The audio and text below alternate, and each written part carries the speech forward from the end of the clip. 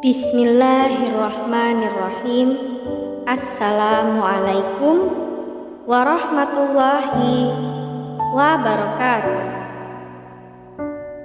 Syukur alhamdulillah atas rahmat Allah Subhanahu wa ta'ala, kita dapat berjumpa lagi di channel Surga Wanita.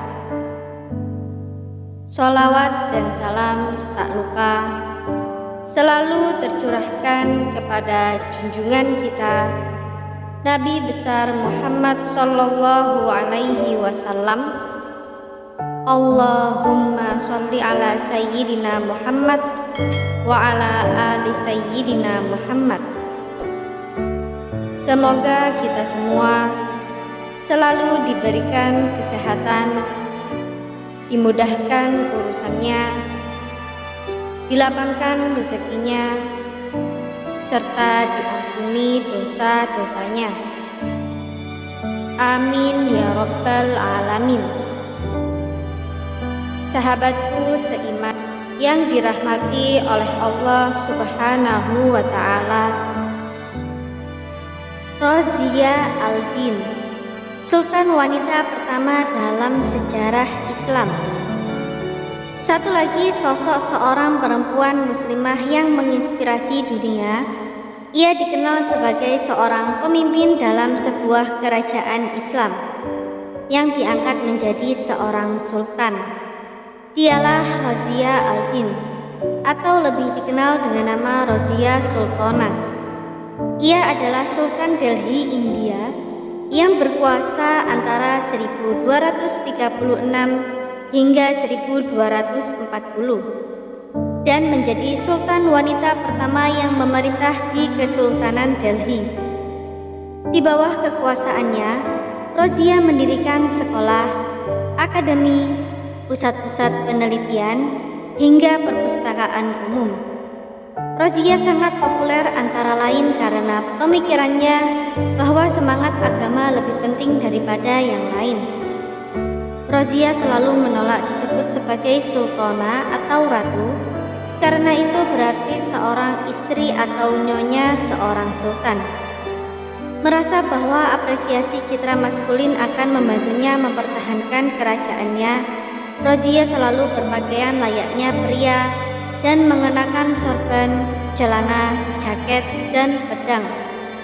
Berkat kiprahnya, namanya tertulis sebagai sultan wanita pertama dalam sejarah Islam.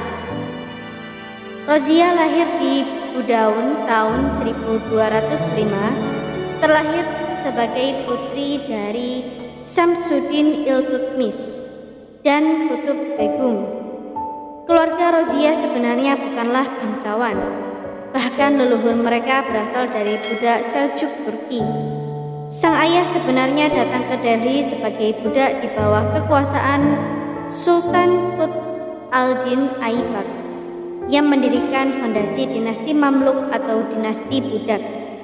Berkat Aibak, seorang budak bisa memegang jabatan strategis.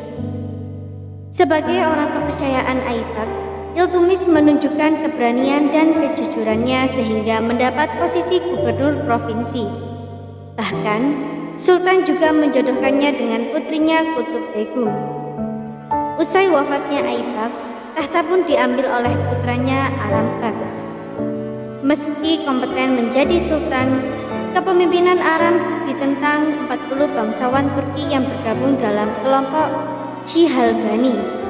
Mereka pun meminta Iltutmish menggantikan Aram sebagai Sultan Delhi.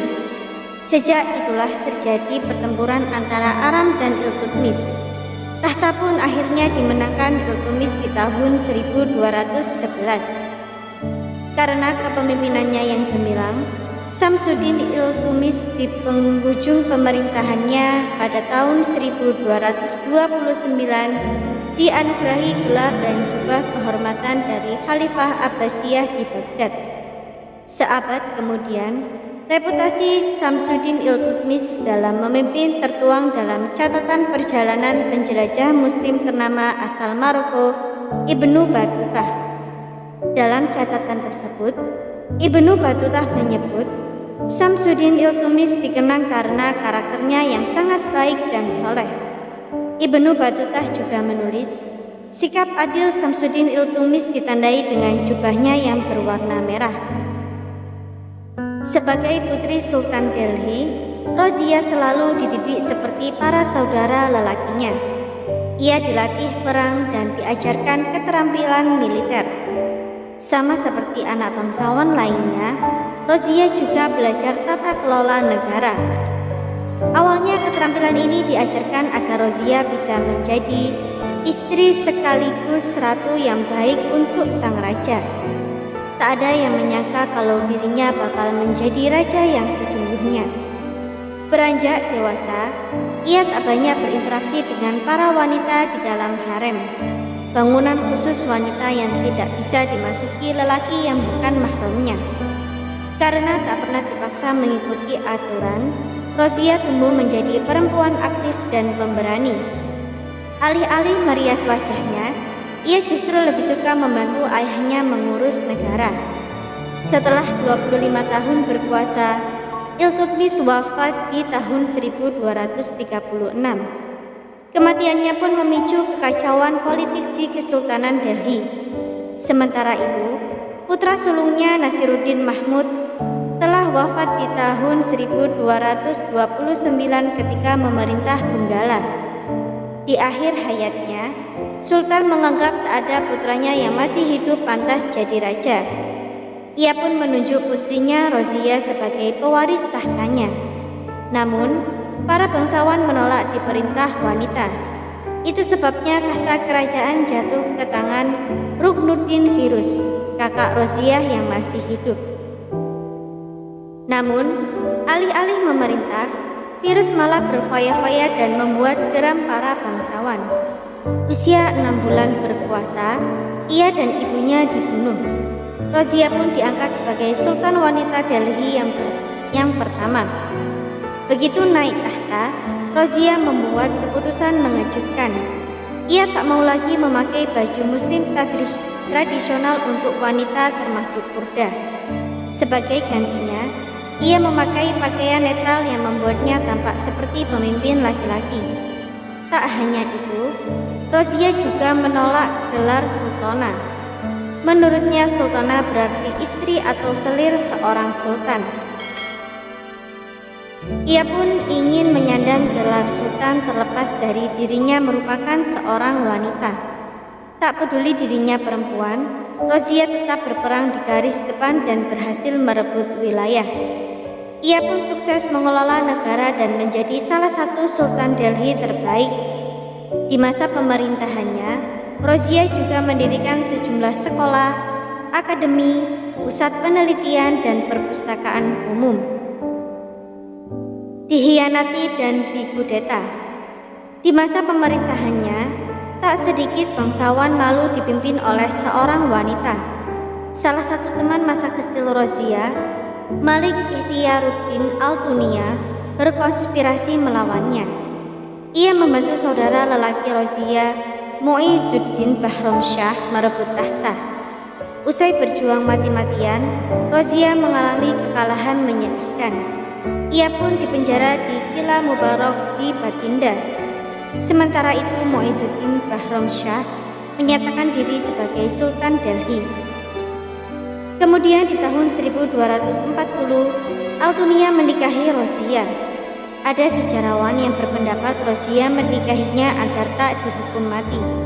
Tetapi ada pula yang berpendapat Al-Tunia memenjarakan Rozia lantaran cemburu karena kedekatannya dengan Jamaluddin Yaqut, seorang budak Ethiopia.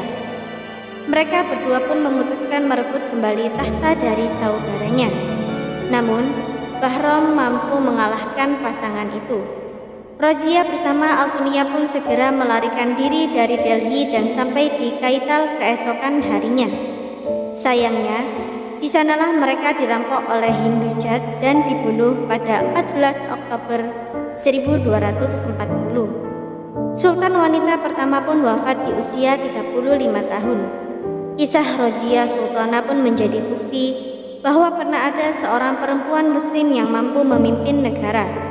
Sejak periode Mughal, Rozia juga merupakan satu-satunya wanita kedua sebuah kesultanan secara penuh.